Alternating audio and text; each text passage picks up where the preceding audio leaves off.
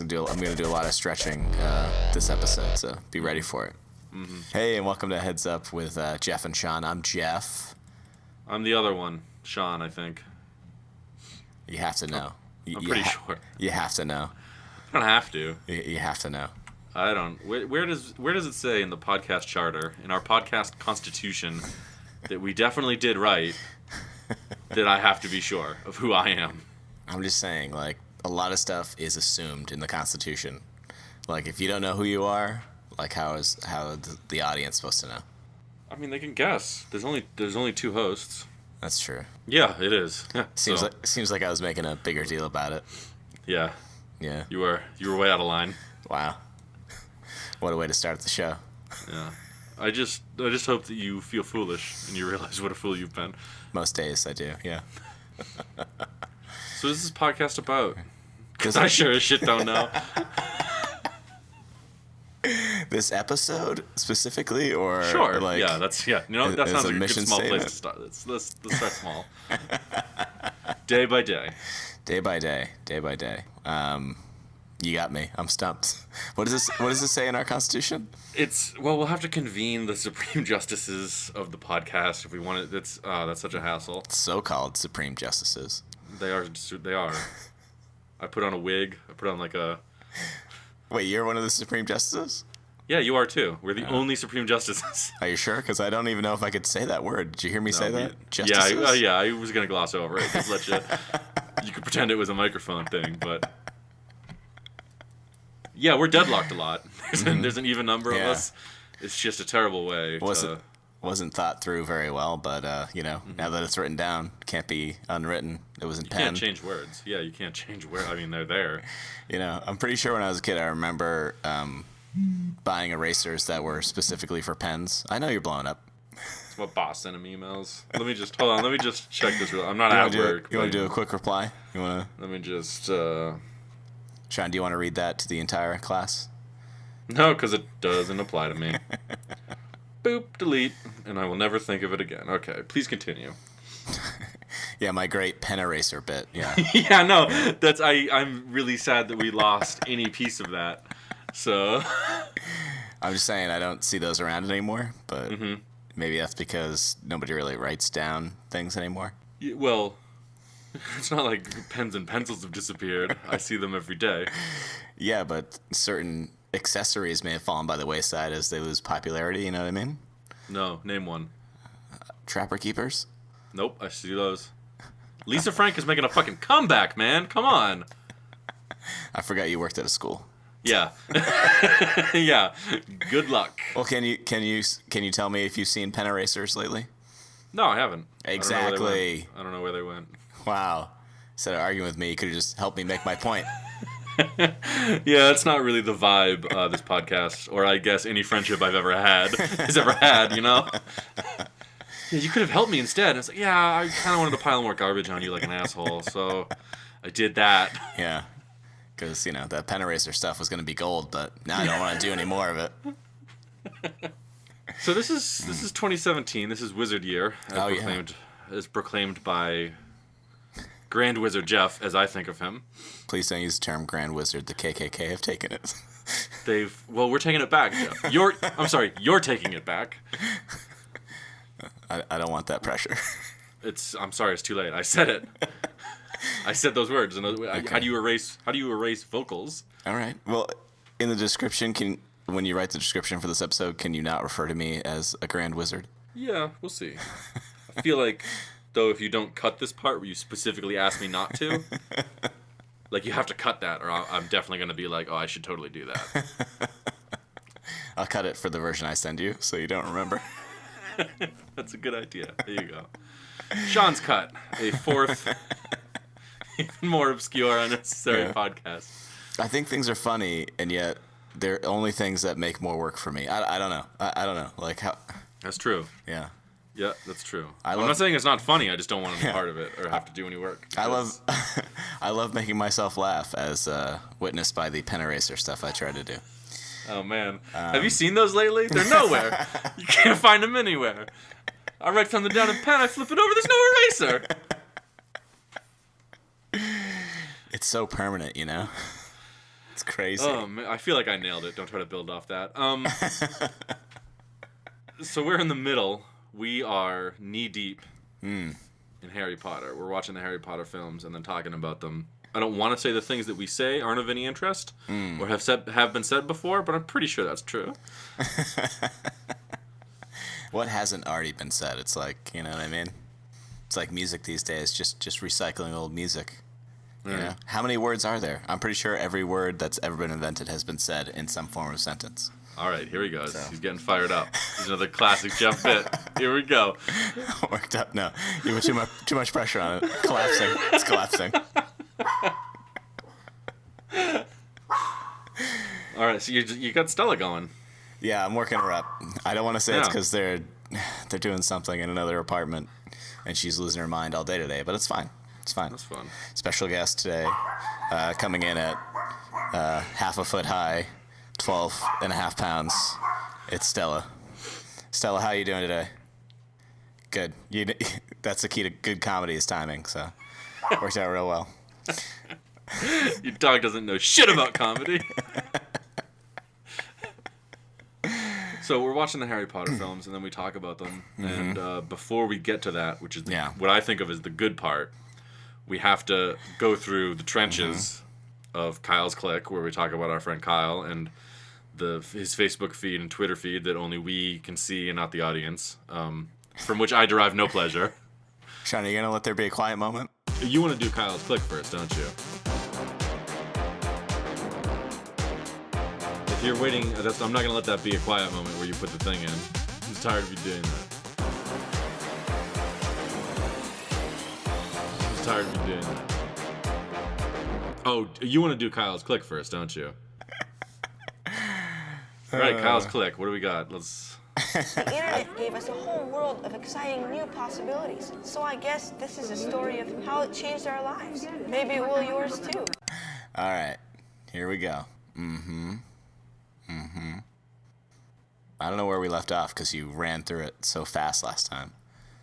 Yeah, I remember. Okay, let's. Well, I mean, I can find it if you want. Please, lead the segment that you hate doing. So I posted a video on his wall. And then he talks about how Republicans hate Jewish people. And then he posts a video. And then there's an Washington Post article here about politics. And then he's got a Japan Times article, which I'm not a subscriber. I don't know anything about the Japan Times, and I'm not going to take the time right now to learn. Yeah, I mean, damn. Who knew there were so many different places to get news from? I mean, man, can we? I hate to put Kyle on the spot, but can we get him a date? Because I'm looking now and I see 2 political posts on Valentine's Day, man. Oh my God. Right? Why? Like, why? Yeah. Like, no one's reading it. Everybody's out getting sweet, sweet kisses. Yeah. Again, I don't know what Valentine's Day is about. Spending too much money on flowers and dinner, you know? Yeah. You know? Not political posts. Hey, can you hold on for like half a second while I murder my dog? Yo, yeah, okay. I'll just have a little quiet moment with the audience again. I'll be right back, and I'll forget to mute it again. Hold on. Yeah, go for it. That's fine. All right, he's walking away, guys. He's gone. I can't see him anymore. He's going downstairs to fight his dog, apparently. So how have you, the audience, been? I'm pretty good. I think last time we talked about wizards, but our last little alone time, we talked about wizards, but I mean, we're doing that apparently all year. Not really looking forward to that, but in the Harry Potter movies, before Jeff comes back, let me just say, they're not as good as everybody thought they were. They drag in places. They're getting better, definitely, but I don't want to give you my hot take on the Harry Potter films. We're getting there. Here he is. Here he is. Okay, sorry. He's got to get his earbuds in. All right, he's gonna fire off some hot jokes. He was off cooking them up. No, it's gonna be a very slow murder. I'm trying to do it through obesity and like heart disease and stuff with a dog, so might be another year or two. Yeah, harder to trace though. Yeah, exactly. Yeah, now that's on record. So you will be going to jail at some point for it. Overfeeding is technically animal abuse. Animal abuse. You're adorable. How's your tum-tum today, Sean? Jeff says the darndest things, you guys. My tum-tum feels great. I had some meatloaf for lunch with sausage in it. Oh, it was so good. It was spicy. Yeah. Now, back to Kyle on Valentine's Day here. He put up 2 political posts on February 14th. Now, to find him a date, do you think the best thing to do would be to search Facebook for political posts on February 14th by a girl who also has different bands' videos on there? I think, I mean, you're going so far. That's so much work. And as you know, I'm opposed to work in all forms. Sure. So I think the easiest way is we just get him an OkCupid profile or a Tinder profile or one of the other, Puddle of Fish. Plenty of fish. I prefer a dating site called Puddle of Fish. It's hyper local. It's only people you've dated before, or your friends have dated before. Puddle of Fish sounds like a cooler band. It's before Puddle of Mud. It's a Puddle of Mud cover band that I started. So Sean, I know we missed a Valentine's Day episode. We're not off Kyle yet, so let's. Why don't you rein them horses in there, cowboy? I think so. I hate Kyle's Click. I hate this segment. It's a pain to do every time. I hate doing it. I'll tell you what. I'll revamp it, and next time I'll come and I'll lead No. Yes. Jeff, with all things I don't like but am involved in, I have decided to take control and revamp it myself. Oh wow. I think. Yeah. Go ahead. Yeah. I'm already at the point where I'm talking over people, so.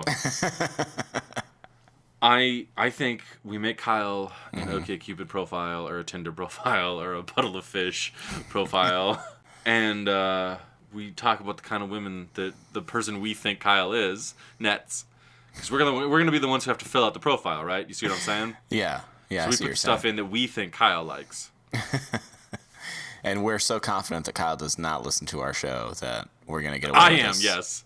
I am absolutely 100% confident that he does not.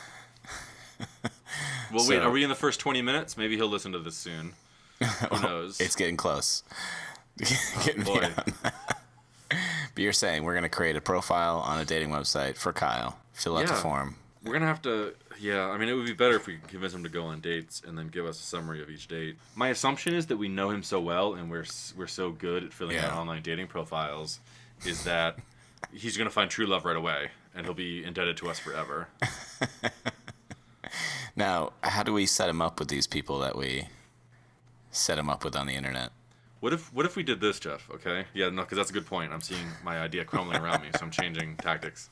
You and me make a joint OkCupid profile, and all the information we put in the profile is about how we're just two good friends who aren't looking for dates, but we're looking for dates for our friend Kyle, and then we just talk about Kyle. It's like we're wingmanning him at a bar, but through the internet. I don't think that's ever been done before. I think it's brilliant. I'm all for it. Yeah. I'm all for it too. I'm not gonna have any time today, but maybe tomorrow. Yeah. We can start working on it. Yeah. Set it up. Let me know what the questionnaire is. We'll fill it out. We'll. I think we're gonna have to do it together. I don't wanna. Oh, okay. Yeah. I'm ready. Because I mean, I only half know Kyle. You've known him much longer. We're gonna need that deep info when we start talking about him. All right. Okay. Yeah, I'm ready. We'll get the login. We'll create it up. It'll be fun. Love it. I know what the password should be. So then... I love inside jokes. Even more obscure that the audience won't get. 2 people who don't listen to this podcast will think that's probably kind of funny.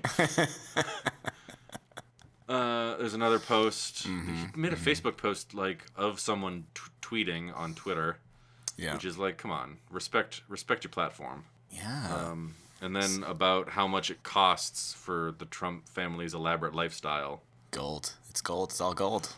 Yeah, it's costing us gold. Boom. Gold bars. I mean, I would respect Donald Trump and his love for gold if he put us back on the gold standard, you know? Like, if he had any consistency. Like, get us back on that gold standard, make that what we're about, talk about mining gold, talk about getting gold, make all our coins gold.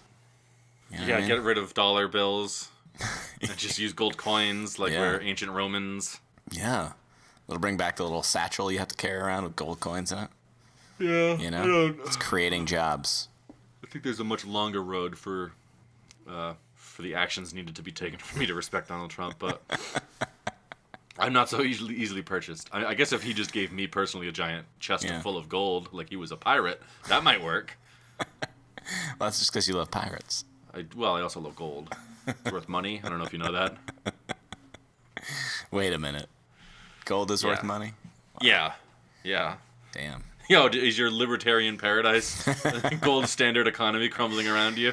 Now, this just may be my poor education and that I don't listen well, but I thought once we went off the gold standard, gold was worthless. It's not equating to actual money anymore. So why would it be worth anything? That is your poor education. So on Twitter, what do we got? We got Kyle's talking about... Mm-hmm. Oh, man. He's got a good point on this one. You see what I'm talking about? The top one? The first one, man, yeah. Oh, hell yeah. Rubber bouncy balls right next to a thing of bubblegum balls. Now, this may just be my poor education, but I've confused a bouncy ball for a gumball before. Have you popped one in your mouth? No. As a joke, I have. But maybe for a half second, I looked at a bouncy ball thing and thought, oh, gumballs. And they were not. Yeah. So it's fine. Yeah, as a joke. What is it, 25 cents? Yeah, sure. I don't know. I wasn't there. The picture doesn't have any... It doesn't... it could be 50 cents. You never know. Inflation. Yeah. Now that we're off the gold standard, yeah, it's just money is meaningless. Yeah. Thanks, Obama. Yep. We did use gold coins right up until, what, 2004? 2004, 2008. The good old days. I don't remember. Yeah, I'm not asking you. It was rhetorical. I know you don't know. Then there's another music thing, a retweet of Swift on security. Wow, look at that. He's coming down pretty hard on Katy Perry. Yeah. She just puts out bangers, as the kids call them. I don't understand why song and distortion have to rhyme. I mean, have you heard of any Kanye West songs? His whole thing is that the words he puts on the ends don't rhyme. He's all about syllable matching, okay? I'll take your word for it. You will. Yeah.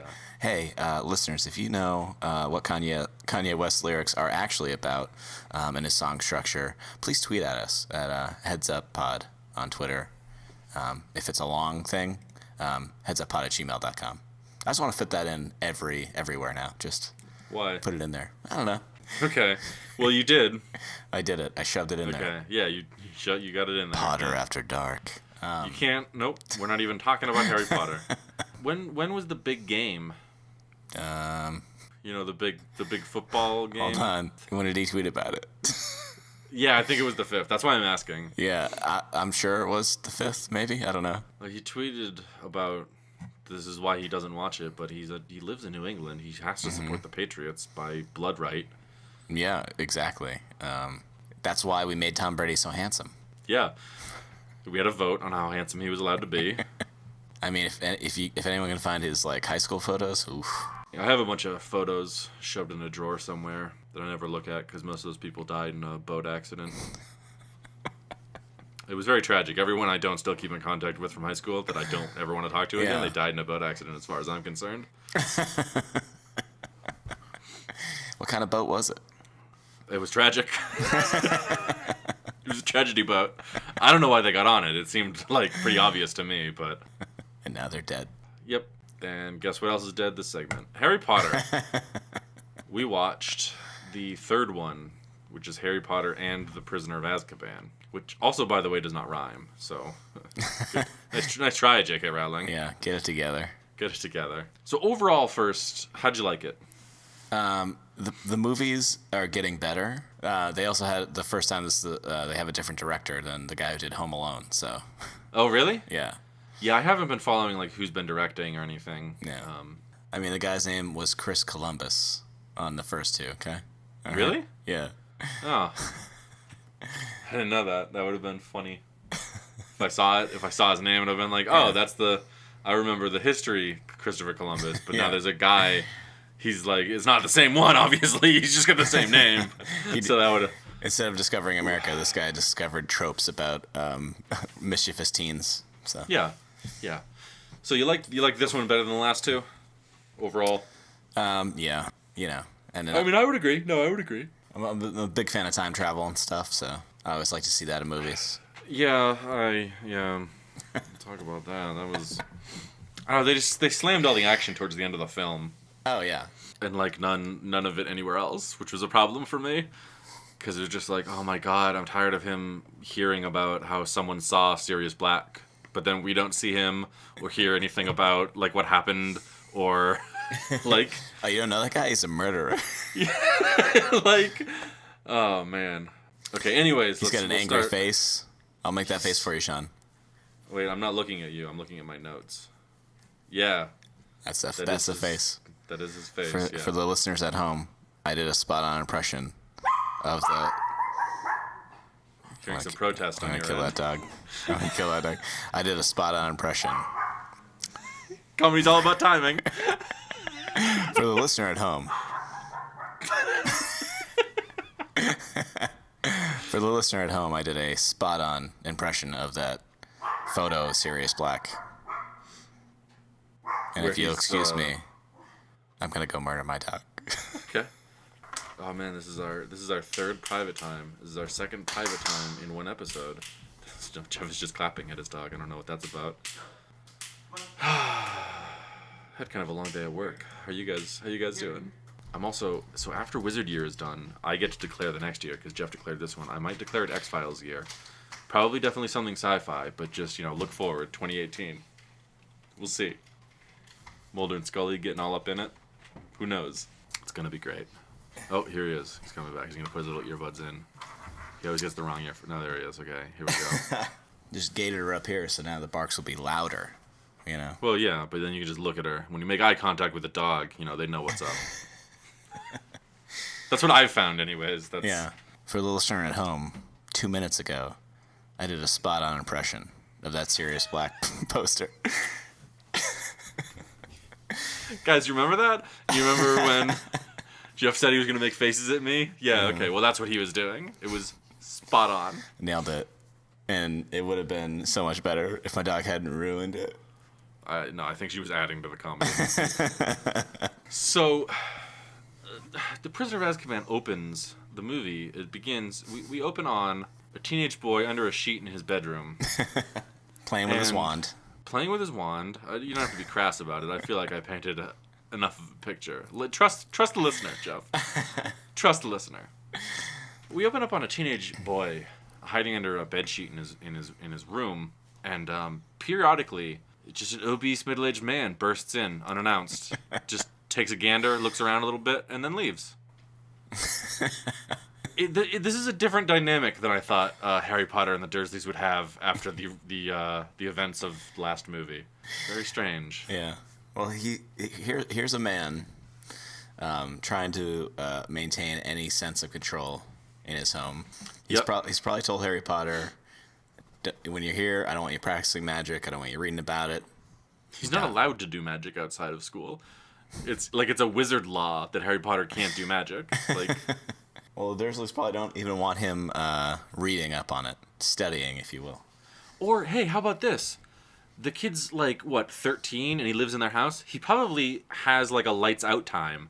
Like it's time to go to bed. Like just fucking go to Yeah. sleep. Just go to sleep.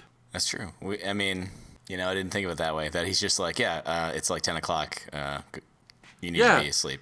You need lights out. Cut the Like shit. no magic lights. Also, but in general, just like you are a 13-year-old kid, someone has to have some kind of control over you, right? Well, not fucking Harry Potter. Yeah, he wasn't listening when he was kept under the stairs. He wasn't listening when they put bars on his windows. What makes They you gave think him a he's gonna listen room, now? first of all. Like, Yeah. I guess they didn't have to technically do that. Under the stairs had a bed, like he could sleep there. Yeah, he had shells for his stuff. Yeah, You know what? It wasn't that bad. wasn't that bad. We go through a scene with the I mean, there's not really anything new with the Dursleys. Apparently Mr. Dursley has a sister who's kind of a piece of shit. Yeah. and is like, she talks about people and children as if they're dogs. So Yeah, and talks about people's dead parents as if it's not completely inappropriate to just shit on them right in front of their teenage boy that has grown up without his parents. Hey, 13-year-old kid, you're a fuck up because your dead parents were pieces of shit. Hey, but yeah, my life is way cool, though. Now, I don't know if it's courage from already successfully killing wizards or hormones, but Harry Potter is not in the fucking mood for any suffer any fools. It's insane. I think it's a mix of both, because he's blooded. He's already murdered a man with his bare fucking hands, and not only that, the end of the last movie, he killed Voldemort's ideas. Like Voldemort, it's a hard thing to do. That's way harder than killing a person. Ideas are way harder to kill. Yeah. So Harry Potter is riding high on year after year of murder. He's stepping it up. Oh yeah. He does not give a shit about anyone or anything who wants to try to step to him. Okay. Yeah, because then he just inflates her and sends her off into the stratosphere. Yeah. And he's not remorseful about it at all. He basically murders a woman and then flees the scene. Yeah, he's like, nah, fuck this. She's a bitch. I killed her. I'm out of here. He pulls a wand on his uncle as though it is a gun, and his uncle knows what that is because he backs the fuck off. Yeah, he's like, you can't do magic outside of school. Well, you need to calm down. Uninflate my sister. Family is family. Yeah. And he's like, fuck you, old man. I'm getting the fuck out of here. Getting the fuck out. Peace out. Harry out. I'm gonna go live on the streets. And he gets like 5 houses down before he realizes, oh yeah, I literally don't have anywhere to go. Oh right, my parents are dead. I have no idea where the Weasleys live because I didn't get there by road. I don't know where Hogwarts is. Because it's a prison school off the map. It's a fucking CIA black site. I don't remember what bricks Hagrid used to open up that alley. Yeah, I don't have an umbrella to tap on bricks. He probably wouldn't even be allowed in that bar in the first place. Like, yeah, he's famous enough. He could get in there at 13. Yeah, that's true. Yeah, but so he basically just gives up and sits down on the side of the road. So without another living being to murder, Harry Potter has no. He's rudderless. He's rudderless. He's adrift. He doesn't know. He leaves. He can't kill that woman again. She's off in the sky somewhere. He doesn't know the fly spell yet. Yeah. The last 2 movies, it took 2 hours for him to kill somebody. This movie, right off the bat, 5 minutes. You said new director, right? Yeah. Yeah. This guy was like, I know what Harry Potter's all about. I know this kid. We gotta step this up. We can talk about that bus, but when he talks to the minister of magic, and the guy's like, yeah, don't worry, we took care of all that. We deflated your aunt, wiped her memory, mind wiped her by putting her through a wood chipper. Yeah, we put her through a wood chipper and then wiped the remains of her brain off of the wall. He's practically begging to be sent to prison. He's like, but I broke the law. Let's do this. Yeah. Well, in the beginning, most criminals want to be caught, right? Yeah. Harry Potter's looking. He needs that structure. That's what he's telling the Minister of Magic. Yeah. He's going, I need structure outside of school. The Minister says, fucking hands off, Harry. Kill whoever the fuck you want, man. Yeah. He's like, this is at least body number 3. He's like, nah, it was an accident. Don't worry about it. So I don't really care about the bus. The bus doesn't interest me. It's just like wacky magic. Isn't this fun? Like, I don't care. Does the bus just shows up if a wizard is stranded somewhere? Right? I don't know. Who knows what the rules are here? It's the night bus for stranded wizards, and then they're just sleeping in there. Just wizards sleeping in there. Are they asleep? Are they asleep? Are they asleep, or is this like a prison transport controlled by the Minister of Magic and perhaps his good friend Dumbledore? Yeah. And I think because Dumbledore's constantly watching Harry, he sees Harry flee, and he goes, I gotta get him away from this murder scene. Send in the bus. Send in the cleanup crew. Yes, that's exactly what it is. That's exactly what it is. I know, it was supposed to be like, oh, it's a magic bus. Isn't this amazing? But it's like... Yeah. What's amazing isn't the magicness of the bus, it's the reckless driving. It was basically, he might as well have been Vin Diesel in the Fast and Furious movies. Yeah. Okay? Yeah. Kids live on those roads, okay? I mean, they don't hit anybody, but they're also the cleanup crew, so if they hit anybody, they can just wipe everybody's memory. They, like, Where do you think that shrunken head came from? You yeah, know? yeah, that's exactly where it came from. He's the one that's like, watch the road. Remember that time you killed me? I also just wanted to mention that when they are still at the Dursleys, what's his cousin's name? I want to say Porkins, but I know that's a Star Wars reference. It's definitely not Porkins. He had a pigtail. All right, yeah, no, I like it though. Porkins. When Porkins is there eating, like that kid's been abused by Harry. Yeah. He zoned out so much. Like, he's just totally blank-faced. None of this is happening. Like, he's just Oh, yeah. watching TV eating. He's just trying to get to the end of the fucking day. You know, after that second year when Harry came back, like, he was so mad about him breaking out and hurting his dad that he's like, I'm going to fucking, I'm used to being a bully. I'm going to fucking just beat up Harry Potter a little bit. And he came home and he thought of a clever line about Harry Potter's glasses or something. And he didn't use a spell, but he pistol whipped him with the back of the wand. Oh, yeah. Until the kid cried and went to his room. Oh, yeah. He's like, I fucking killed people. Killed You don't with even these know. hands. Yeah. I turned a man to dust with my bare hands. And you think you can stand up to me, Porkins, you little shit? I will end you. I am the boy who lived. You want to know how I got the scar?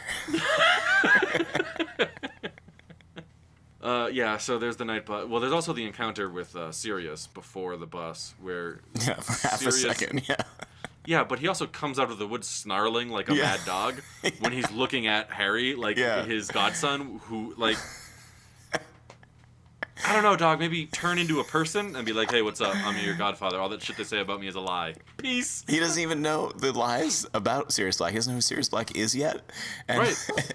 And we know from every other movie, he's willing to trust fucking anybody who's nice to him for half a second. Yep. And I don't know if we get into this, but what was Sirius Black's plan until Harry Potter told those guys that the rat guy was alive? There was no plan, right? There was nothing to do at Hogwarts until that guy was found out. No idea. So he takes that night bus. All right, yeah, he takes the night bus. He ends up in that tavern or whatever. Mm-hmm. He has his meeting with the Minister of Magic where the Minister basically is just like, yeah, kill anyone at any time and we'll cover for you.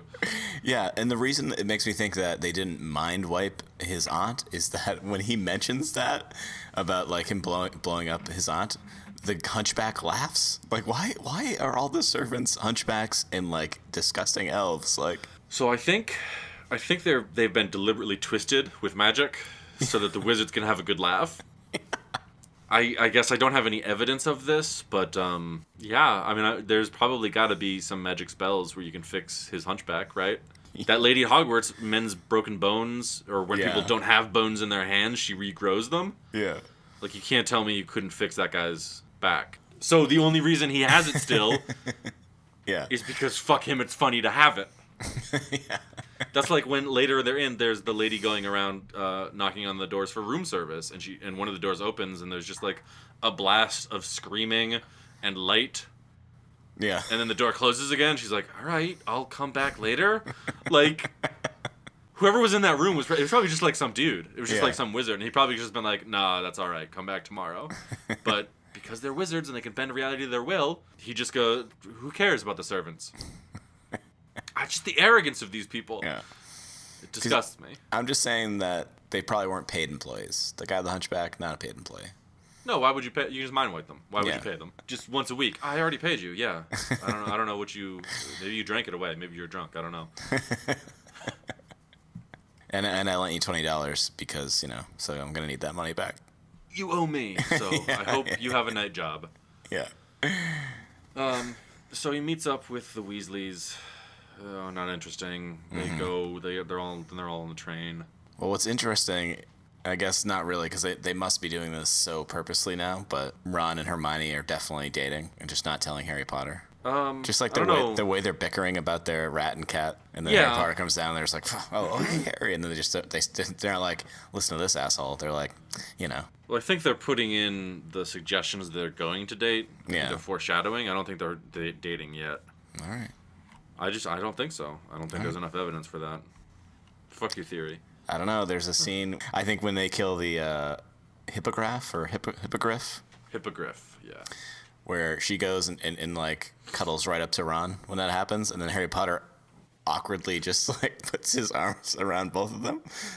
Oh, And he then, dives in there. Yeah, like, he comes in the back. Yeah. like they're not even thinking about that. Yeah. So they're on the train and they sit in the train car with Remus Lupin, and no one tells them that the train is going to be boarded by Dementors. Yeah. No one says anything. Like, they could have stopped the train and then just had been like, hey kids, everybody chill out, but Dementors are going to fly through this train looking for a criminal. I'm sure there's a speaker system on the train. I'm sure they could have announced what the hell was going on. Could have just done that, but Yeah. because later Dumbledore says, like, if you fight them, they'll fucking kill you. Yeah.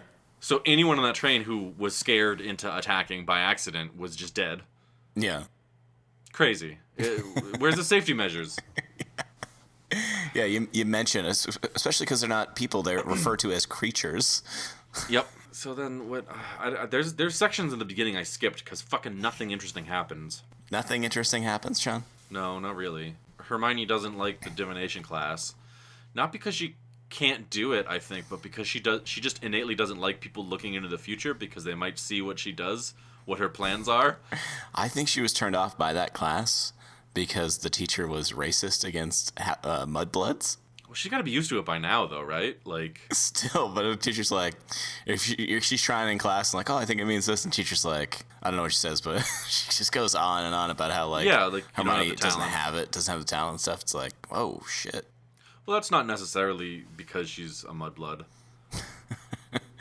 Right, but there are heavy implications. Yeah, well, maybe the teachers are racist. I don't know.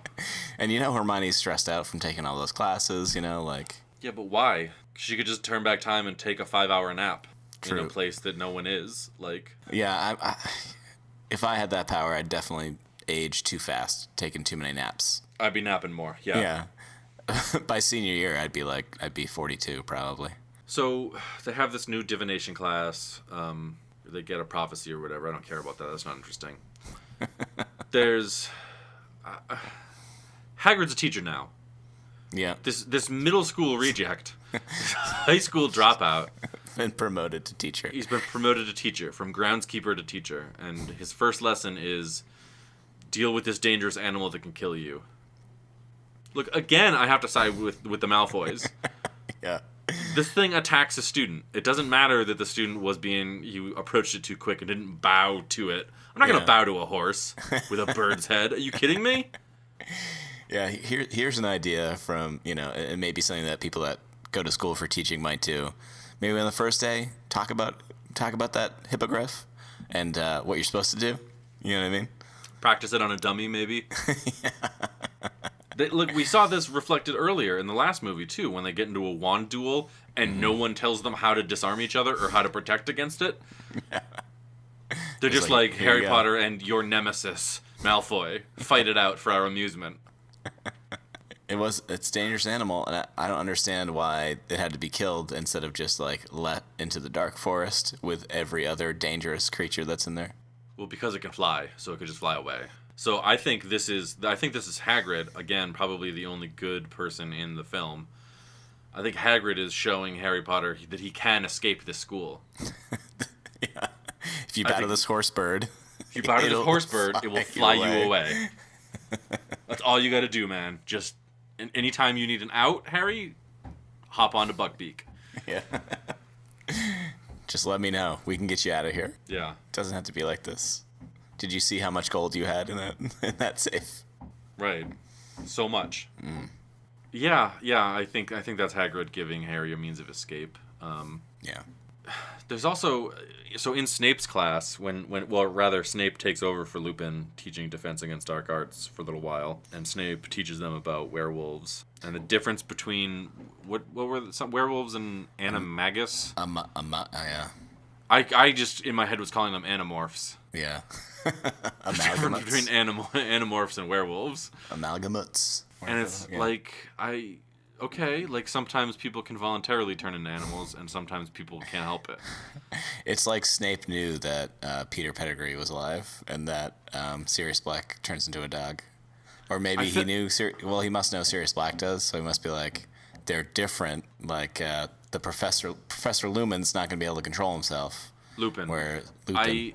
I think the only thing he knew was that Lupin was a werewolf. Not necessarily that Peter Pettigrew was alive, or spoilers. But if we go back for a second, Ron's dad tells Harry Potter about Sirius Black, about like he wants to kill you, because that's what all the rumors say about Sirius Black, is he wants to kill Harry Potter.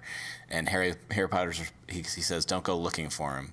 And Harry Potter goes, why would I go looking for someone who wants to kill me? And I'm sure his dad went, I don't know, the first 2 years of school when you did exactly that, like don't do that. Like my son follows you around. Please don't.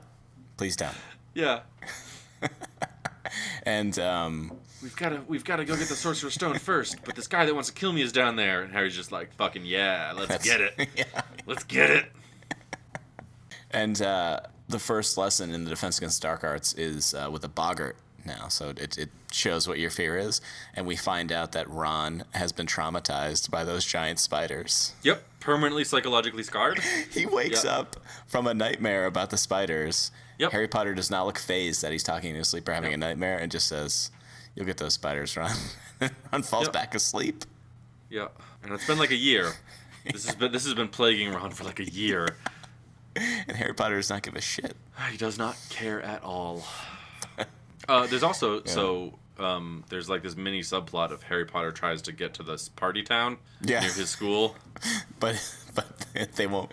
He doesn't have a signed permission slip, so the school would be liable if something happened to him while he was in this town. Yeah. Yep. No, he can fall out of the sky at Quidditch matches and be chased around by those balls that smash through thick wooden beams as part of a Bloodsport game that these professors are betting on. Yeah. But he can't go to this town to buy lollipops. What the fuck? What the hell what is with this school? I agree, Stella. It's fucked up. It's fucked up. Wow. She does not normally bark this much during the podcast, but she has a lot to say. She has a lot to say about Harry Potter and the Prisoner of Azkaban.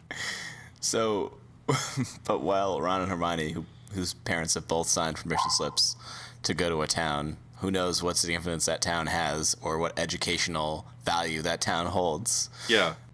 He just talks to, did you say Lupin? Professor Lupin? Yeah. And he's like, wow, you got your mother's eyes.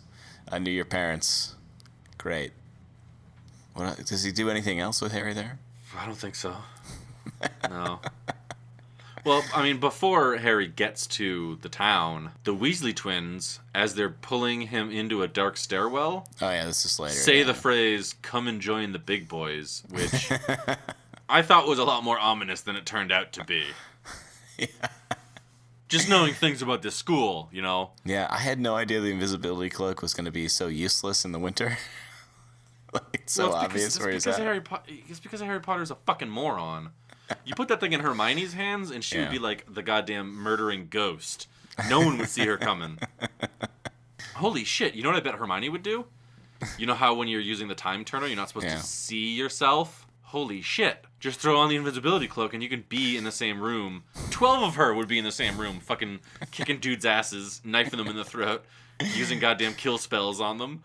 And who's to say she hasn't already done that? Yeah. I wouldn't put it past her to steal the invisibility cloak. She can have it back anytime she wants, because she's a fucking time wizard now. Yeah. Lupin also teaches Harry the, I thought of it as the Ghostbusters spell, because at some point he uses it to force the boggart back into a box. And I was like, oh man, that's a fucking Ghostbusters move.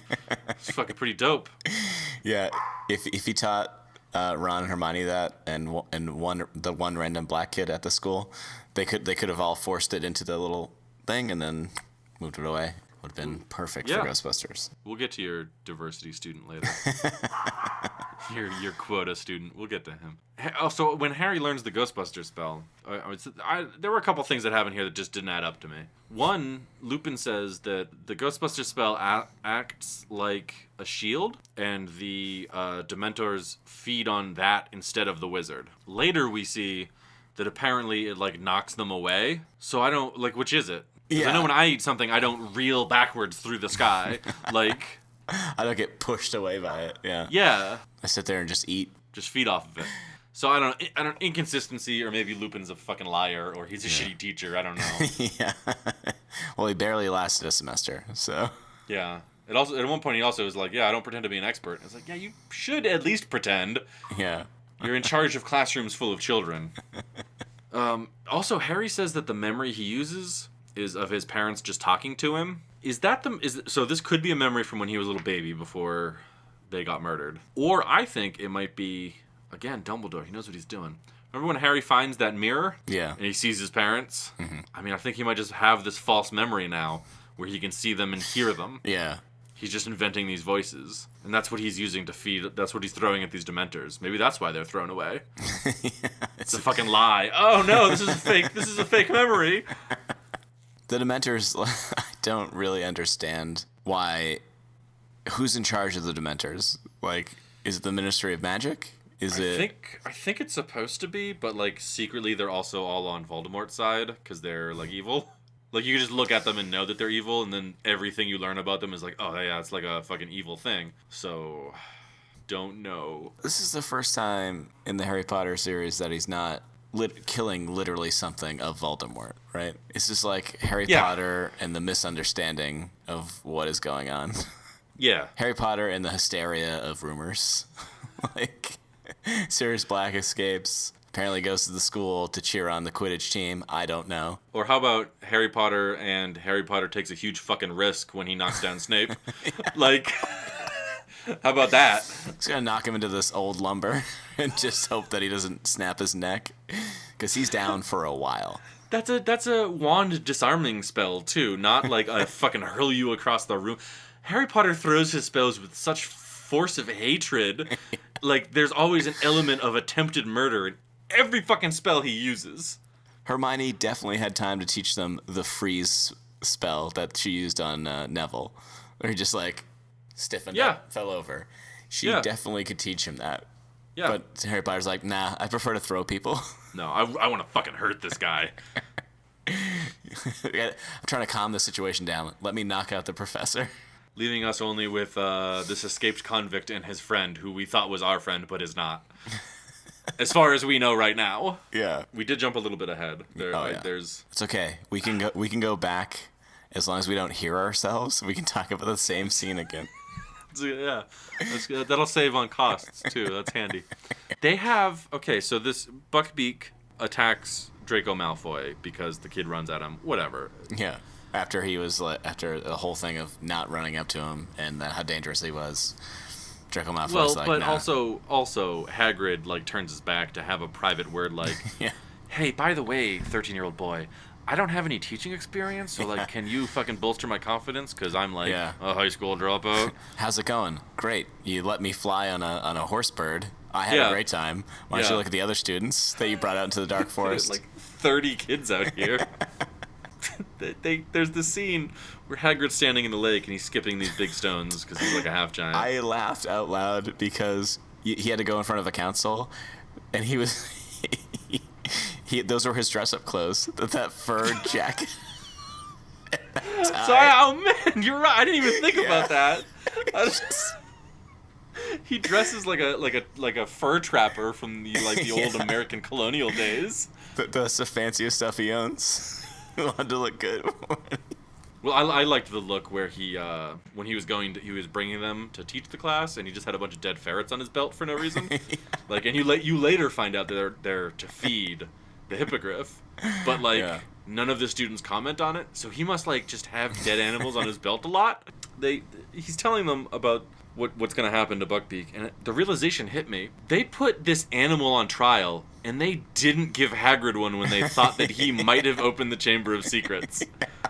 He's like an intelligent half person at the very least. And they just sent him straight to fucking soul-sucking Dementor prison. But this fucking bird horse gets a trial. They had to talk about it. People have to stand up and talk about what to do with this bird horse. Well, much like the Muggle world, people are very sensitive about animal rights. So do you think Hagrid would have a better time of it if he like reclassified himself as an animal? I don't think Hagrid has the chance to classify himself. I think that society has already deemed him less than, and he's trying to live with that. He's so excited to get to teach a class. He is. No one ever told him he could do anything he wants. He could do anything. He got accepted to Hogwarts, got kicked out, and he's like, well, I can't leave. What do I do now? He probably has parents he can't go back to. He's probably embarrassed that he got kicked out of school. Well, isn't he like half giant? Yeah. So like one of his parents is a giant, right? Yeah. So, I mean, I don't think giants care about each other that much. Is that true? Is 2018 going to be giant year? No. Learn about giants? I already talked to the audience about this when you were gone. You'll see. I just thought that was amazing. They have a trial for this hippogriff, and he gets nothing. And I don't know that he even got an apology when they released him from Azkaban. I don't even know that they did that. Yeah, it was not mentioned. It was not mentioned. I think we talked about it. He probably had to walk back from Azkaban because he got back pretty late, right? Like it's at the end day of the last day of the semester. They didn't let him take his motorcycle to the prison. Oh, of course not. What else? Oh yeah, Harry's got this magical map. Yeah, that's what the Weasley twins give him. Weasley twins give him the map, and later on he hears this story about Peter Pettigrew because he's hiding with the invisibility cloak. He uses the map to get to that special town, Party Town, or whatever it is. Why isn't he using the invisibility cloak while he's roaming the halls? Or at least wearing it, so when he sees Snape, he can go invisible. You know what I mean? Because he's an idiot. He's not thinking these things through. Or Hermione has using it so much without his knowledge that he always thinks he misplaced it. I swear I put it right in this chest, but now I can't find it. He's never putting that thing away, okay? He's never folded it. He's reckless. That's true. Yeah, he usually just sweeps it off like he's a fucking warlock and drops it on the ground. Like he's about to go into some sort of Shakespearean monologue about murder and how it's his birthright. Yeah. It's a cloak. You can wear it. Just put the hood down. You know what I mean? Right, yeah. Someone defaces the painting that is to the Hogwarts dorm. Yeah, well, to the Gryffindor's dorm. Gryffindor. Oh shit, we gotta talk about something else too. I just remembered, but go on. And it's apparently a huge thing to rip one of those paintings, even though those paintings can, if they have people in them, can travel to the other paintings. Yeah. But she was scared. This lady was scared. Yeah. And she said someone with devil eyes and a black heart did it. Obviously, it was Sirius Black. Yeah, here's the thing. We never got confirmation that it was Sirius Black. Yeah. Or if it was, what was he doing? Again, what the fuck is he doing? Hey, lady, painting lady, let me into the Gryffindor dormitories. I need to get at this 13-year-old boy. Like, I might be like, nah, why don't you fuck off on out of here, boy? Like, I might tell him to go fuck himself, too. True. But then he rips up this painting. He seems like he has anger issues. I mean, he did spend, 12 years in prison? Yeah, he did his waiting. 12 years of it in Azkaban. Is that Gary Oldman? I want to say yes. That guy fucking disappears into a role. Yeah, he does. I really like him as an actor. Yeah. That's all I wanted to say on that. Well, he was the commish, too. Commissioner Gordon. Yeah. In the newer Batman. Yeah. He was really good as that. And you couldn't even tell he was driving that SWAT car until I don't remember. We didn't watch those movies. I don't want to. This is Wizard year, not superhero year. It's not the year of Gary Oldman, okay? Oh, yeah. So Harry Potter takes the opportunity when he sees Peter Pettigrew wandering the halls on the Marauders map. He goes out at night alone, right? He realizes he can't find Peter Pettigrew. We hear mouse skittering noises. I already know what's going to happen. I've seen the movie. I read the books. I get it, But they telegraph it pretty well. And there's an encounter with Snape, and then Lupin brings him to his little office and scolds him like, why didn't you turn this map in? Is dumb. At the end of it, Lupin's like, Harry, don't wander the halls alone. What would happen if someone found you and killed you? All right, why don't you walk alone back to your dormitory now? You just get out now. Go wander the halls alone again. Now you don't get to see who's around the corner. Now you have no idea what's coming at you because I've confiscated this map. There's just no forethought here. Yeah. It's shameful. Snape, again, the only responsible one. You know what I mean? Yeah, like, what are you doing out at night, kid? Yeah. Go to sleep. Get out of here. Go to sleep. Be in the dorms. It's safe in the dorms. The fat lady, as she's affectionately called by everybody in Gryffindor, won't let anybody into the dorms. And then they complain. There's a part where they complain about how she can't sing, and they have to wait for her to be done singing so that they can enter. If I lived in a painting and people were like, "Oh yeah, that's that fat asshole," yeah, you know what? I might give them a little bit of time to cool their heels when they're trying to go to bed. Yeah. 13-year-olds could go.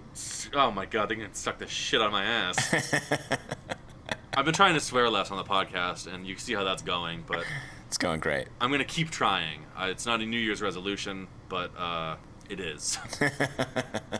So solve that paradox. Yeah.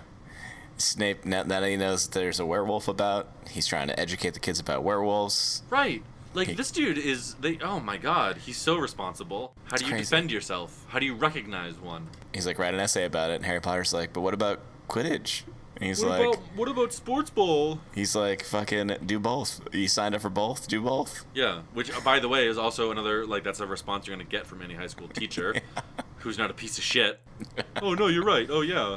A scroll and a half, 2 scrolls on werewolf. Like, that's the other thing. If werewolves exist and someone was like, give me a book report on actual literal werewolves, I would be fucking thrilled.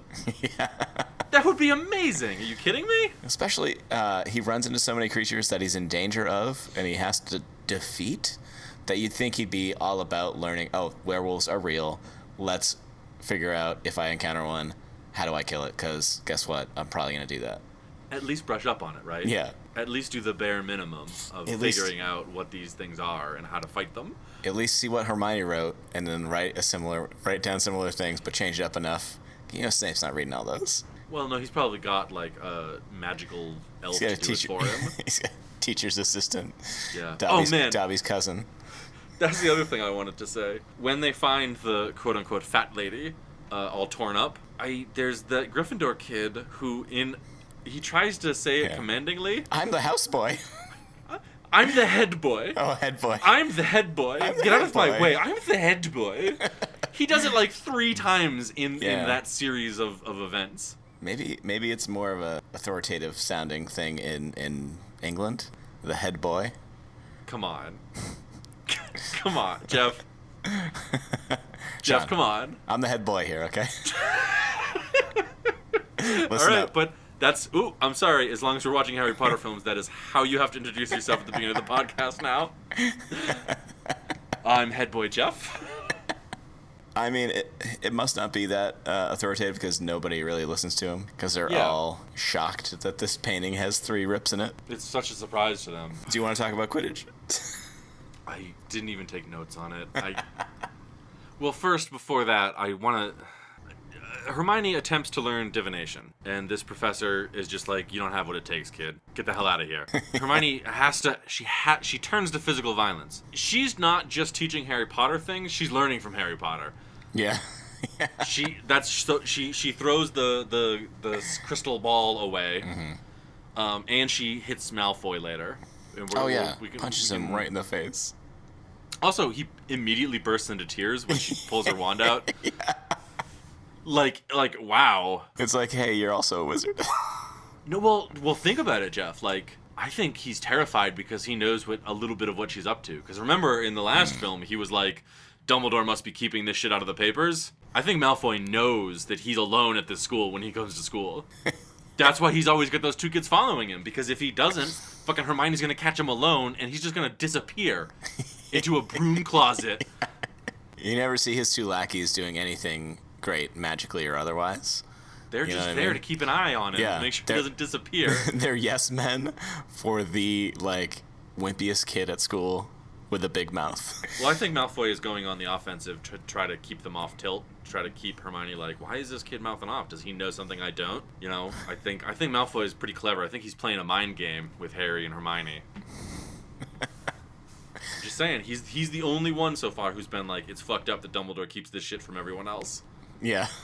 Even Snape doesn't do that. In his cool Tim Burton 90s Slytherin dorm. Yeah. Yeah, it does have a Beetlejuice vibe. I was kind of sad we didn't get to see it again. This green backlit windows and stuff. Like, it's like noon. It's noon. Why? How do you study in this? We already talked about that. What I wanted to talk about was so Harry grabs the crystal ball and brings it back right after Hermione hurls it out of the room. Yeah. And stalks off. When he comes back, it's just he sees Sirius Black in the crystal ball, just going, Harry Potter. What is his goal here? Yeah. What is he doing? It's divinations, right? So that's going to be the future? When, at what point? When is he whispering Harry Potter several times to him? Yeah. At what point is he doing that? It's just... And also, when you saw Sirius Black, he reminded me of the lead singer of Metallica. He looked like... James Hetfield? James Hetfield. I don't know why, but he just reminded me of like the kind of long face. Yeah. It was very weird. Also, Professor Trelawney, the divination teacher, has like an episode, and Harry refuses to tell her about it. Yeah. Like, that might not be magic, dude. That could be a serious psychological condition. Maybe she needs to know. She could have had a seizure. Yeah, she might need to write that down or take a pill or something. Yeah. It could be a magical condition, too, that, like, she needs to know what she said. Nah. Like, Harry just takes it and runs. He's like, nah, I'm creeped out. No, when he does use his invisibility cloak, though, to get to that town, and he hears all that stuff about the rumors about Sirius Black from Professor McGonagall and the Minister of Magic. Who are, by the way, just telling a tavern keeper for some reason? Yeah, for some reason. Yeah, sorry, the mentors are in here every other day, you know? There's this guy trying to kill a kid. It's crazy. And so... So he runs out crying like a little bitch. But he knocks over people like a little choir of elves. Yep. And they go after him, and Hermione's like, "What's going on?" He's just like, "They were his friends, and he betrayed them." And then like he emphasizes by screaming it at them, so like, never fucking betray me. Yep. Because I'm gonna lose my fucking shit. That's what I got from that scene too. Was like, he's part kind of thrown off kilter by this information, but he also fucking conveys a threat by being like, "Yeah, no, you better not do this to me. I will fucking murder you." If there were ever a time for him to shout, "I am the boy who lived," it was right after that. I feel like if you were in Harry Potter's shoes, you'd be saying that all the time. If I was in Harry Potter's shoes, I'd walk around like I was a fucking Conan the Barbarian-esque murder machine. Like, no shirt. At all times, I would not be wearing a shirt. And I'd just be flexing. You know, I'd be in potions, and Snape would be like, "What? No, how do you make this potion?" And I'd just fucking sweep all of my books and stuff off the table. And I would just look him dead in the eye and be like, "I'm the boy who lived." And he'd back off. What's he gonna do? What's he gonna do? Yeah, I mean, even from a faculty perspective, what can he do? Detention? Detention. Cool, dog. Because guess what? When I was a baby, a dark wizard tried to murder me, and I lived. So take your chances, I guess. Yeah, I'm flying high as a kite. Yeah, and the principal of the school fucking loves me, so eat shit. How about that? Like, oh man. Maybe, you know what we'll do after we're done with the Harry Potter movies, right? We'll each pick a character and just say how we would have reacted in situations.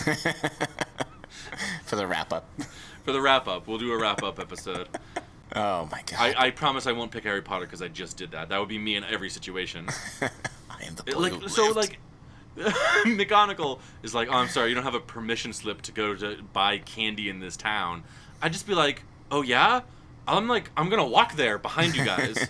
And if you want to try to stop me, fucking go for it. Because when I was a baby, a dark wizard tried to murder me, and I lived. I am the boy who lived. You don't think the people of this town want to see a celebrity walk in? Okay, I'm the best thing that's ever going to happen to this fucking town. And you know what would happen? That group would get there, and then fucking 20 feet behind, who is it? Fucking Harry Potter with fucking little pep in his step, totally shirtless, flexing his fucking biceps, wand in one hand. For formal events, I'd have that cloak of invisibility wrapped around me like a toga. You see, just like, I'd look like a fucking Roman senator. Like, I'd find a crown, like a laurel crown to wear.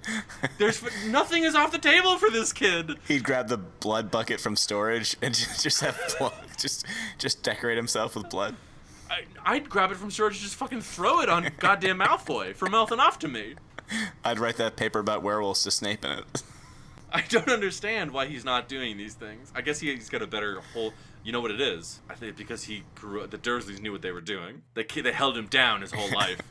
But unlike the last two movies, he's got no objective other than school, and this thing that a murderer might be around, and that there's these creatures that'll suck out your soul.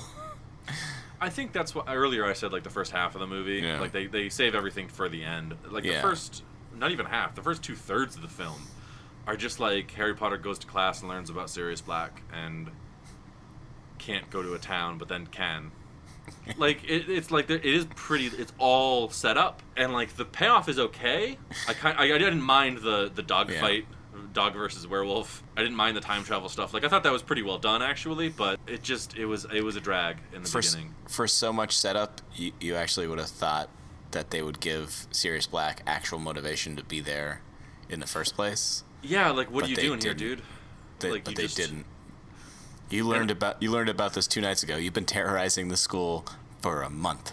Also, I mean, we talked about it earlier when I first was, and I think in the first Harry Potter episode, where I was complaining about Quidditch and how sad it is that there's probably like a bunch of middle-aged wizards who can bend reality, who think of their glory days as the days they played Quidditch in high school. Sirius Black is kind of the same. He just goes back to the high school he went to. Yeah, broke out of prison. What am I going to do? I don't know. Go back to high school? Like, that's not how it works. There's this place behind the greenhouse. I used to smoke pot with my friends. It's pretty cool still, I think. I have a little shed underneath the Whomping Willow. I hang out there sometimes. Yeah, he does sound pretty pathetic. So I think Sirius Black's plan was to find Peter Pettigrew, because he's probably the only person who knew that Peter Pettigrew was alive, because Sirius Black was like, I obviously didn't betray these people. I don't know how he found out that it was Ron's rat. Like, I would have liked that explained. Yeah. Harry Potter says, yeah, this guy's on the map. And then all of a sudden they're like, yeah, it's a rat. Yeah, and Lupin learns that, so I guess he had to pass that on to Sirius Black. But Sirius Black was already around the high school. Yeah. So, like, why was he already there? I still don't. Sniffing around. There may be a reason, and I just missed it, but... Yeah, not introducing himself to Harry Potter and saying, don't worry, I'm not out to kill you, like all the papers say. Yeah. Like, I heard some rumors about me. Don't worry, I got your back. Please don't believe them. I had another question about Sirius Black. Did he have those tattoos before he went to prison? Because those are essentially prison tattoos, it looks like. Or do you get a break every day from the Dementors sucking your soul out? Like, to get tats? Like, to go get tatted up?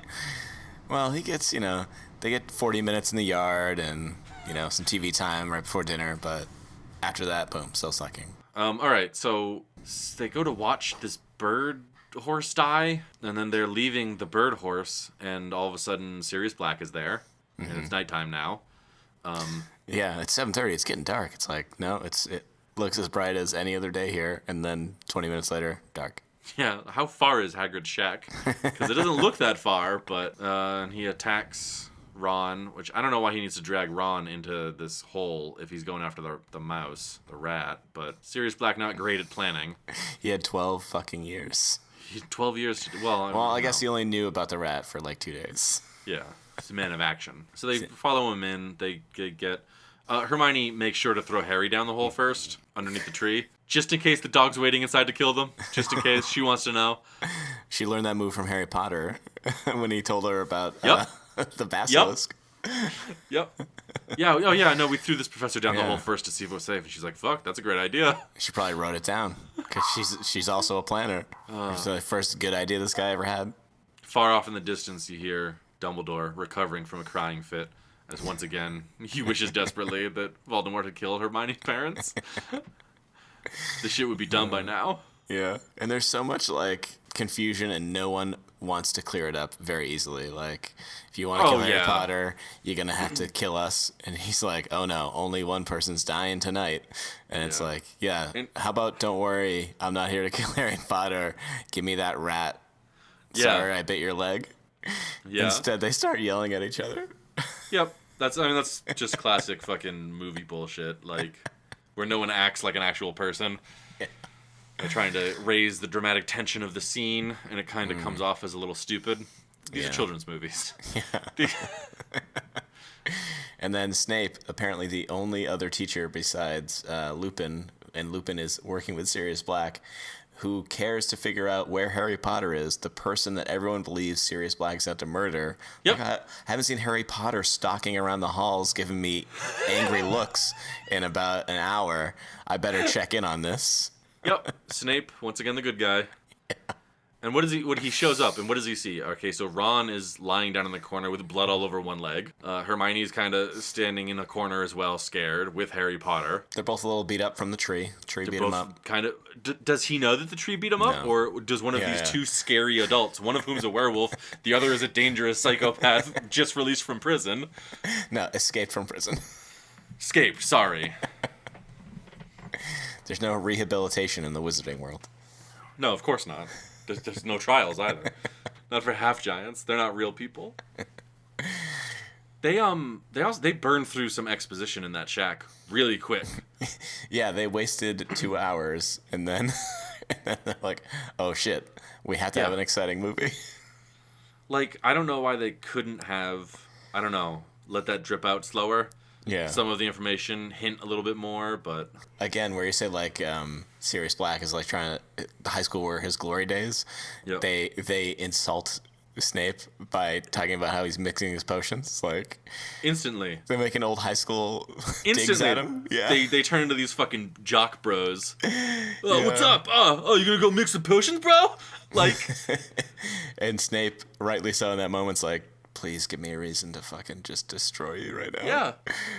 And the thing, Lupin so could have good. just been like, hey dude, Yeah. Whoa, misunderstanding, everybody. Peter Pettigrew's still alive. It's that rat. We can't let him go. Snape didn't have to believe him at first, and they could have done the rat thing together. It would have been. Yep. But no, they want all the glory for themselves. Said Harry Potter knocks him out, Yeah. and then starts questioning them himself. That's the thing. Everybody has to be the fucking in control. This is a control issue on people who are supposedly good, quote unquote. Yeah. And you can see when they're talking about how Sirius Black is innocent and shit. Like, you can see Snape is kind of like, he wants to hear what the reason is. And before they get a chance to explain, Harry Potter's like, this is taking too long. I'm filled with impatient murderous rage. I am a gun that needs direction. But by this time last year, I had already murdered somebody, so, like, we need... Something's going on. I've had to actually read these books, and I'll tell you, being wizard, fucking boring. So boring. I much prefer the part where at the end of the year, instead of taking exams, I murder someone. Yeah. And then exams are canceled. And then that's probably, he's thinking if I don't kill someone soon, I'm gonna have to take tests in all my classes. Yeah. He's like, my GPA cannot take this hit. Can't take this hit. Please, Dumbledore. Please. So they burn through a bunch of exposition, and then it's all werewolves and dogs and dementors, like, just really fast-paced. One thing I liked that they did is they come up out of the hole under the tree, right? And you anticipate that the tree is just going to attack them, because that's what it does, but it doesn't. And we don't see why until they get to the time travel part. And I thought that was kind of cool. I don't know, Yeah. just because, like, no one questions it in the scene. That should be like spell number 1, they tell you, like at the beginning during orientation. Hey, if you ever, for any reason, like don't go near the Whomping Willow, but if you find yourself there, like say your broom gets wafted over there, go ahead and use a spell. It'll calm it down. Yeah, we don't want any cracked skulls or snapped ribs that puncture your lungs and kill you. But then again, Dumbledore doesn't give a shit because he'll just cover it up. So, I don't know, we're going to have to see all this other stuff. So we get to the... Dumbledore is talking to them in the infirmary, right? Yeah, after all this stuff goes down, they go to the infirmary so that they Fight a can werewolf. Sirius Dement. Black is caught by dementors at the edge of a lake, and Harry Potter and him get their souls sucked out until... Yeah. Someone's Patronus. Someone's Patronus shows up and shoots them all away with bursts of energy, which isn't how the spell works, as explained, but whatever. When they're in the infirmary and Dumbledore is talking to them, Dumbledore is pretty much talking to Hermione almost like an equal. Yeah. When he's telling her to use the time turner. Like, it just... He's cementing another ally. He's saying, Hermione, I know, like, what you're capable of. Look how powerful we are when we work together. Because she has that time turner because of him. Yeah. And he has to be so vague and yet so very specific. So he's talking over Harry Potter and Ron's head. Hermione knows exactly what to do, or will know exactly what to do when she's there. Like he's gonna lay it out, yeah. And he just like leaves his head poking through for the last moment, just be like, right, like 3 turns, you got it. That'll, you know. So he can essentially Bill and Ted this, like, oh, we'll just remember to let ourselves know that those guys are coming. Not only Later. so, Yeah. not only that, Dumbledore needs. He's too well known and too well watched probably by other powerful figures, like Snape and Malfoy, to do shit like this. To just pop on a time turner and just go fucking free whatever prisoners he wants. So what does he do? He contrives a reason at the beginning of the semester to get Hermione the time turner so that she knows how to use it responsibly, and then he later, now when he needs her, he fucking activates her as like a time traveling agent of chaos. Yeah. And he had to have had the plan to know exactly what they were gonna do so that she could do the 2 loops. He's so competent. Dumbledore's amazing. Yeah. So then they're going through. Oh well, I'm not done. Please. I got more on this. I was blown away. So later, Hermione tells Harry like, "Oh, we can't see ourselves," and then she says the phrase. I wrote down, awful things happen to wizards who meddle with time. So this works out either way for Dumbledore. Either his time-traveling agent of chaos succeeds and she performs the tasks he requires of her, or she fucks it up and dies and can't tell anyone. She's just gone. Hold on a second. Okay, sorry. Either Hermione dies in a time travel accident, she gets trapped in a paradox forever, or she gets her shit on and fucking does everything that he wants her to. And honestly, I would watch a movie about Hermione like unraveling a time travel maze that Dumbledore has built for her. Like, oh, you have to attend all your classes at the same time, and you've got to do all these other things, and like, well, she's trying to work against him to like become more powerful. Like, they should at least make a Flash-based game on it. I would play that. Fight the evil wizard Dumbledore with your time travel powers while trying not to inadvertently do things he wants you to do. All right.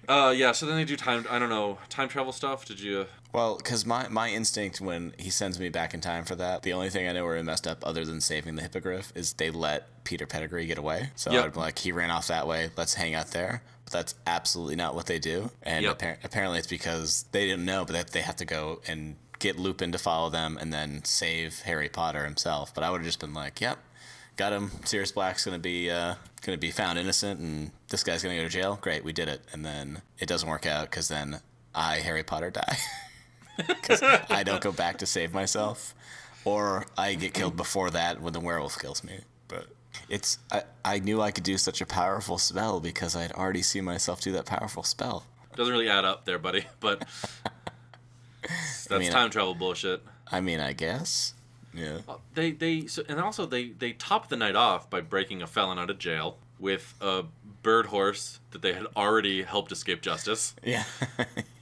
And they're just kind of like, you guys were both criminals. You're friends now.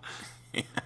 It's like, oh, we gotta get Sirius Black out of jail. Then stop Peter. You know where he went. Like, but no, they're just like, no, we'll break him out of prison. He can be a fugitive for longer. That's fine. Who cares? They certainly don't. It's not like everyone is like losing their shit and like Dementors everywhere, and we're in some sort of police state right now. That's fine. Yeah.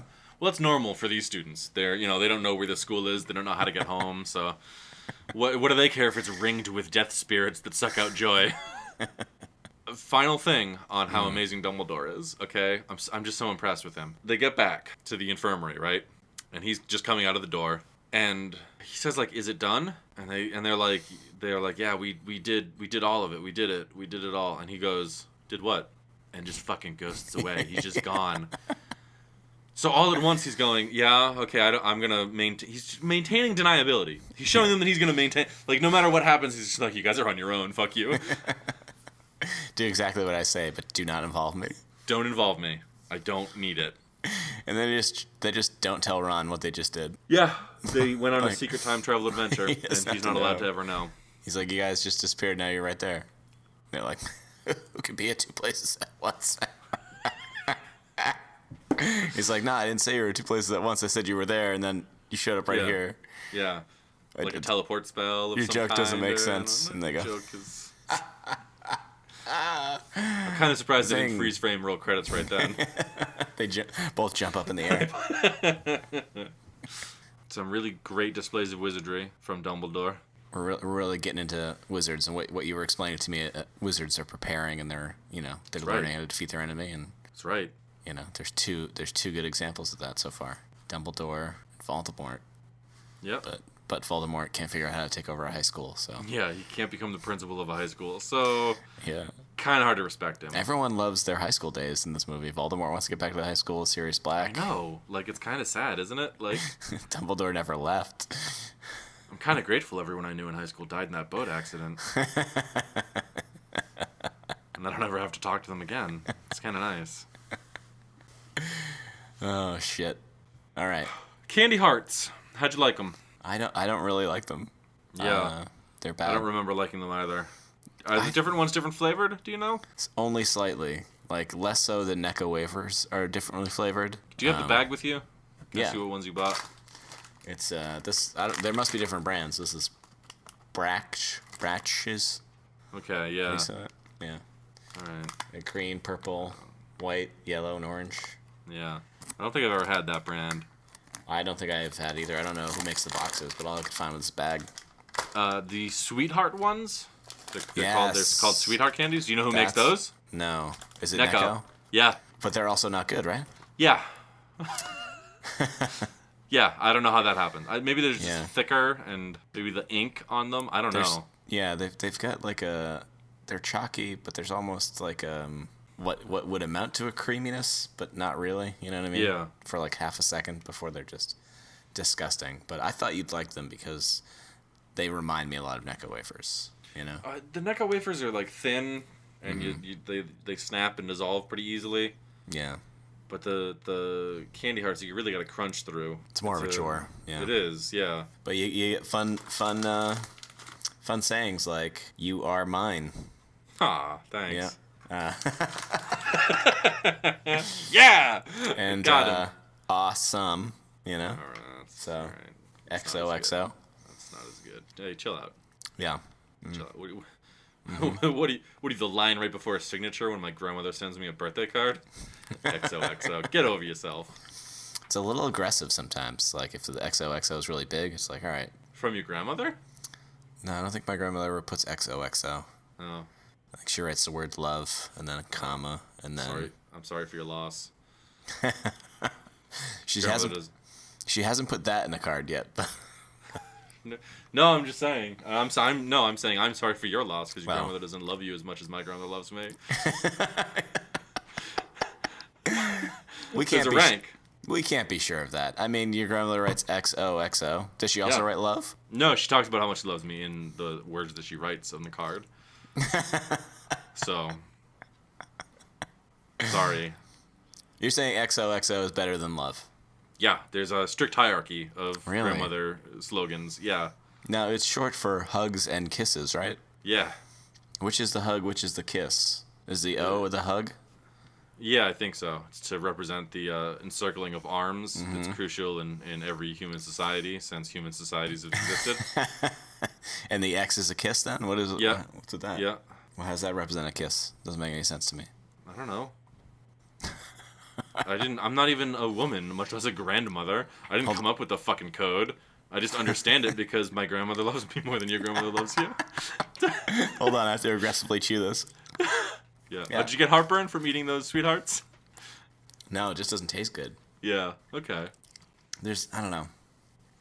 It's like almost like a chemical sting. They're not good. Yeah, they're not good. I thought for sure you'd like those, but I'm wrong. All I found out now is that you hate those, and you think your grandmother loves you more than my grandmother loves me. We have definitive proof. We have definitive proof. I haven't seen these cards with XO in them. Did your grandmother ever call just to talk to you? No. Okay, mine doesn't either. That's fine. Pretty equal standing there. That's fine. But did your grandmother have your cell phone number? Maybe. I don't know. Mine I don't know. Mine doesn't. I don't need her calling me. Good shit to do. It's nice. Send a card. Thanks. Sean, she loves you so much. Yeah, but she's got to save it all up for the card, you know? If she was constantly texting me XOXO how much I was a good grandson, her favorite, let's be honest, then, you know, it wouldn't mean as much. No? Oh. Shit. So you like that she's hands off, but expresses during holidays and special occasions. I think you could have just stopped it. I like that she's hands off. That's the best part. Yeah. I mean, I don't think XOXO. I think that's the lazy way to write it. You know what I mean? Yeah. Is this your attempt at going on the offensive? Because it's pretty weak. It's pretty weak. I mean, I'm just my feelings are hurt. That's all. Take it up with her. I'm not. This isn't my fault. Don't shoot the messenger. Fucking call her up. Just be like, hey, why don't you love me as much as Sean's grandmother loves him? Sean, where do you like these better than Skittles? Skittles are terrible. These? Skittles were really terrible. Skittles are probably Skittles and Twizzlers are down at the bottom of the heap. I'd put these a little bit above them. You put these above Twizzlers? Yeah, I'd put these above Twizzlers. Really? Yeah. I'm trying to find a good response to that. Yeah, more crinkling bag. Yeah, we got a lot of positive feedback. It says yeah. We don't get any feedback. Okay. Everyone's too cool. Yeah, well, that's how it works, Jeff. If you were doing a thing you love, you have to toil away for years, and then at the end, if you're really lucky, you die, and then the thing you love disappears, and then it's over forever. You know what, Sean? Dare ya? Okay. There's nothing. What? There's not even good sayings on these hearts. Oh, that last one was pretty confrontational. Yeah, I know. Sean, I've never met your grandmother, but Yeah. do you think she'd like me? Nah. That's not the first time someone has told me that their grandparents probably wouldn't like me, and I don't understand why. Who else has told you that? I don't want to mention their name on here, but Okay, well, after we're done recording, I better hear it, and it's probably Kyle, I bet.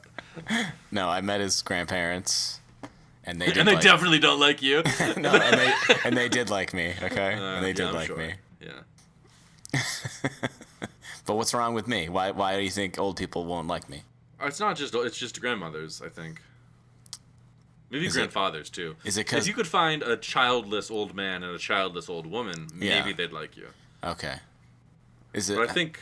No, you go ahead. Is it because they're old enough where they just like blood relatives and that's it? Well, I think it's... I mean, how many things do you think you have in common with them? Old people? Yeah, you think old people are like watching Parks and Rec? I like old people are like listening to Tegan and Sarah? I don't... I like hard candies. I mean, that's fair. I find myself more and more every day using the term in my head, hooligan for teenagers in malls. But that's less ironically. That's you getting older, though, so that you'll have a network of people your age when you are old. But people who are already old, Yeah. they're so far past that stage. They don't give a shit They that I'm no. getting there. Yeah. No, they don't. So you're saying it's as a person we just don't have enough in common for them Yeah. to like me. Yeah. But you're saying your grandmother has to like you because you're like she kind of like knew you from when you were a baby. Yeah, well, I don't think she And, has like- to. Hey, I'll let you know a little secret. I think my grandmother has known my mom since she was a baby, and they don't really get along. No, I'm kidding. They probably get along. I don't know. I'm not really connected to my family. I didn't mean to turn this candy segment into your existential crisis of why old people don't like you, Jeff. Well, you really hit a vein. You should volunteer at an old person's home. No, thank you. They'll have to like you if you change their bedpans and watch Matlock with them. Is that even... I think Matlock is... Those people have died out, I think. You think so? Yeah. That was like a joke from the 90s. It's been 20 years. So let's think ahead 20 years from Matlock. What are these people now watching? When was Matlock? That's a great question. Do you see how in the dark we are about old people? You're in the dark about old people. We're both. I'd find things to get along with old people about. You wouldn't. No, you wouldn't. No, it's fine. What? The Matlock Wikipedia page needs citing, so... I would expect so. It originally aired in 1986 to 1992. Okay, well maybe it was just geared towards old people. I don't know. So what would the show's contemporary shows old people would listen to? This isn't an interesting segment, but now I'm just curious. Mad About You? Is that? No, that was from the 90s. But it was like after Matlock, though, right? But so, Jeff, The next generation would fall in love with it. If the joke in the 90s was that old people loved Matlock was happening in the 90s. So the joke now would I have be to go something early that's- 2000s. What? No, have to go- you have to go now. What old people love a show that's on now? In the last, like, 5 to 6 years. It's NCIS. Everybody knows that. All right, well, I didn't. Okay? Agent Jethro Gibbs, or whatever his name is. You know what? Or it's Criminal Minds, or it's Castle. What? All those procedurals. Well, let's hold Castle's pretty good in its own right. Okay, let's. I haven't seen it. I love Nathan I like Fillion. it. Yeah. It's been it's been on a lot of years. Have you seen all of it? Not all of it, no. But there's like 6 or 7 seasons, and they were all right. They get a little. They jump the shark a little bit, but I don't even like this candy, and I can't stop putting it in my mouth, even though I know I'm talking in a microphone. Oh yeah, no, you have a candy addiction.